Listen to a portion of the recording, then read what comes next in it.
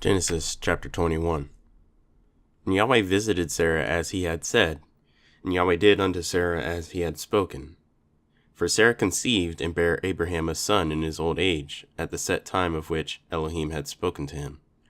And Abraham called the name of his son that was born unto him, whom Sarah bare to him, Isaac.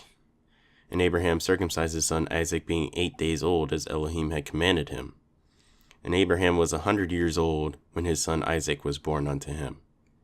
And Sarah said, Elohim had made me to last, so that all that hear will laugh with me. And she said, Who would have said unto Abraham that Sarah should have given children suck? For I have borne him a son in his old age. And the child grew and was weaned. And Abraham made a great feast the same day that Isaac was weaned. And Sarah saw the son of Hagar the Egyptian, which she had borne unto Abraham, mocking. Wherefore she said unto Abraham, Cast out this bondwoman and her son, for the son of this bondwoman shall not be heir with my son, even with Isaac. And the thing was very grievous in Abraham's sight because of his son. And Elohim said unto Abraham, Let it not be grievous in thy sight because of the lad, and because of thy bondwoman. And all that Sarah has said unto thee, hearken unto her voice. For in Isaac shall thy seed be called. And also of the son of the bondwoman will I make a nation, because he is thy seed. And Abraham rose up early in the morning, and took bread and a bottle of water, and gave it unto Hagar, putting it on her shoulder, and the child, and sent her away. And she departed, and wandered in the wilderness of Beersheba. And the water was spent in the bottle, and she cast the child under one of the shrubs. And she went, and sat her down over against him a good way off, as it were a bowshot. For she said, Let me not see the death of the child. And she sat over against him, and lifted up her voice, and wept. And Elohim heard the voice of the lad, and the angel of Elohim called to Hagar out of heaven, and said unto her, What aileth thee, Hagar? Fear not, for Elohim hath heard the voice of the lad where he is.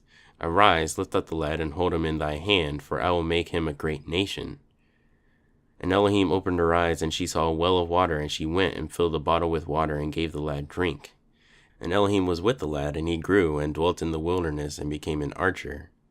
And he dwelt in the wilderness of Paran, and his mother took him a wife out of the land of Egypt.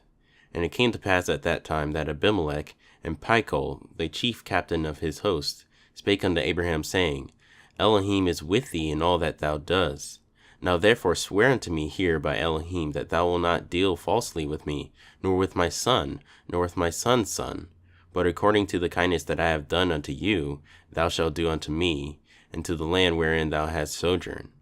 And Abraham said, I will swear. And Abraham reproved Abimelech because of a well of water, which Abimelech's servants had violently taken away.